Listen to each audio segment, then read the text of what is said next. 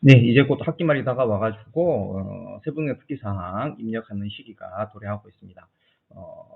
이번 시간에는 리로스쿨을 활용해서 세특 기초 자료를 받는 것에 대해서 좀 안내를 드리겠습니다. 왼쪽 화면 보시는 것처럼 학교생활기록부와 관련된 기재 요령에 보면 29쪽에 이런 말이 나와 있습니다. 학교생활기록부의 서술 항목은 교사가 직접 관찰, 평가한 내용을 근거로 입력하고 학교 교육 계획에 따라 실시한 교육활동 중 교사 지도하에 학생이 직접 작성한 자료는 활용할 수 있다라고 되어 있습니다. 이른바 셀프 생기부는 절대로 안 된다는 말이고요. 그렇지만 학교 교육 계획에 따라서 교사 지도하에서 학생이 직접 작성한 자료는 생활기록부에 서술형 항목을 입력하는 과정 속에서 활용할 수 있도록 되어 있습니다. 그러면 여기서 학생이 직접 작성한 자료라는 건 어떤 것이냐? 이런 것입니다. 여기 29쪽에 나와 있는데 학생이 직접 작성한 자료에는 동료 평가서, 자기 평가서, 수업 산출물, 소감문, 독후감 뭐 이런 것들이 있습니다. 그래서 사용자는 이 자료 외에 일체 자료를 요구할 수 없도록 되어 있습니다. 따라 선생님들께서 생활기록부, 생기부, 세특을 입력할 때 셀프 생기부에 가까운 그런 자료를 요구를 하시면 절대로 안 되고요. 방금 여기에서 이야기한 5가지 정도는 생기부 입력할 때 적절히 활용할 수 있다는 말이죠. 자, 이런 것들 좀 생각을 해보시고요. 자, 그러면 이 5가지 자료를 어떻게 하면 좀 더 잘 활용할 수 있을까? 이런 고민들이 있는데 리로스쿨을 활용해서 세특 이 기초 자료를 입력하는 기초 자료를 생성받는 그런 방법을 조금 고민을 했거든요. 자, 지금 현행 리로스쿨의 과제방의 한계가 이렇습니다. 대충 많은 학교에서 이렇게 리로스쿨을 통해서 수행평가 등 각종 보고서라든가 활동 자료를 봤는데 대부분의 교과에서는 그냥 과제 수합용, 보고서 수합용으로만 리로스쿨을 활용하고 있는 상황입니다. 그런데 곰곰이 생각을 해보면 과제를 수합할 때 과제나 학습 내용에 대한 자기평가나 소감의 내용을 좀 추가하면 어떨까? 즉 과제나 학습의 내용, 너희 뭐 배웠어? 어떻게 했어? 이걸 보고 느낀 점은 뭐야? 이런 것들에 대한 자기평가나 소감의 내용을 좀 추가하면 어떨까라는 생각이 드네요.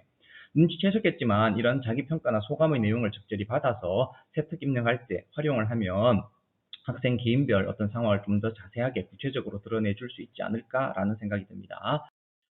구체적으로 보면 과제방을 이렇게 각 교과에서 많이 개설을 하시거든요. 과제를 수합하기 위해서. 그런데 여기에 보면 추가 설정에 보시면 이렇게 질문을 입력하도록 되어 있습니다.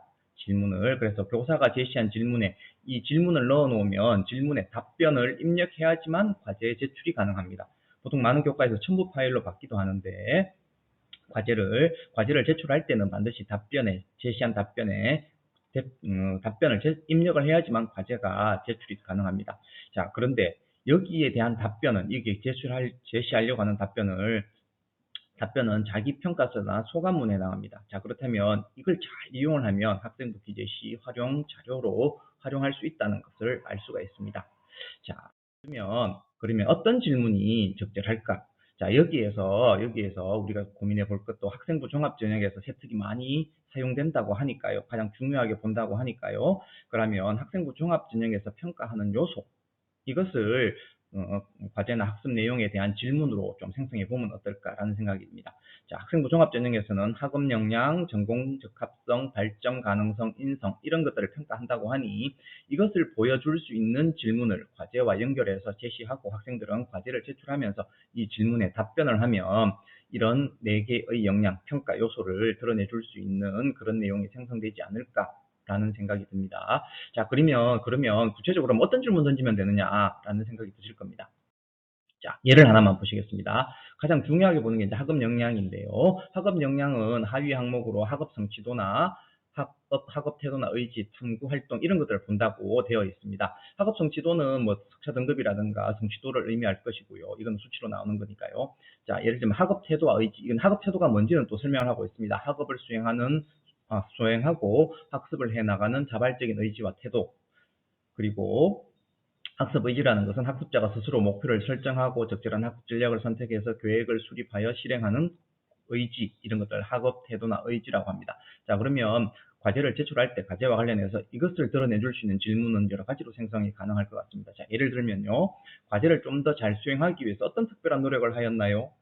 자, 과제를 했으니까 과제하는 과정 속에서 어떤 특별한 노력을 하였나 이런 질문을 던지고 학생들은 여기에 답변을 하면서 과제를 제출해야 되는 거죠. 자, 그리고 또 과제를 수행하면서 스스로 세운 학습 목표는 무엇이고 이거를 실천하기 위한 방법이 있었으면 무엇인가요? 또한 과제를 수행하는 과정에서 특별히 스스로를 칭찬해주고 싶은 부분이 있으면 무엇인가요? 자, 스스로 동기와 목표를 가지고 넓게 깊게 공부하려고 한 영역과 내용은 무엇인가요? 이런 질문을 던져놓으면 학생들은 학습한 내용, 수행한 과제와 관련돼서 답변을 하겠죠. 자, 그러면 선생님들은 이런 질문에 답변한 내용을 보면 과제와 관련돼서 아이들의 세부적인 내용, 세부적인 특성 이런 것들을 좀 관찰하고 이걸 기반으로 해서 세특을 입력하면 어떨까라는 생각이 듭니다. 물론 이런 질문들을 방금 예시로 보여드렸던 이런 질문들을 다 제시하라는 말은 아니고요. 교과 담당 선생님께서 이걸 예시를 보시고 적절히 요 질문이 좋겠어 라고 판단하시면 그 질문 올리시면 되고요. 그렇습니다.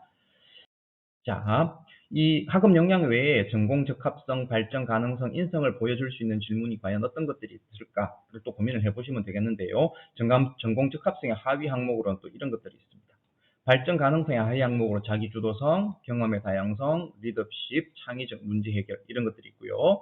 인성의 하위 항목으로 뭐 협업 능력, 나눔과 배려, 소통, 도덕성, 성실성 이런 것들이 있습니다. 자, 그러면 이런 항목에 맞는 질문들은 어떤 게 있을까 고민이 되실 건데요. 그런 고민들은 업무 담당자 밴드에 탑재를 해 놓았으니까 밴드에서 확인하시면 되겠습니다. 그래서 이 내용을 보시고 여러 교과 선생님들한테 안내를 하시면 될 거고요. 안내하실 수 있는 자료가 밴드에 탑재가 되어 있으니까요. 학교명, 부서명, 수정하셔서 좀 내용을 보시고 좀 수정하실 부분 있으면 수정하셔서 안내하시면 될 것 같습니다. 방금 안내드린 이런 내용들은요, 리더스쿨 우리가 어차피 활용하고 있고, 그 리더스쿨을 활용할 때 그냥 과제만 받는 것이 아니라, 과제를 받을 때 이런 몇 가지 질문을 던져 놓으면 세특 입력하는 기초자료로서 충분히 활용하고, 그 기초자료는 아이들마다 똑같은 것이 아니고 다 다르고, 과제를 수행하는 과정 속에서 우리는 과제를 통해서 볼 수 없었던 아이의 어떤 세밀한, 내부적인, 내면적인 어떤 그런 정보들도 확인할 수 있기 때문에 이런 과정들이 좀 필요하지 않을까라는 생각이 됩니다. 업무 담당 선생님들께서는 적절히 좀 활용해 주시면 좋을 것 같습니다.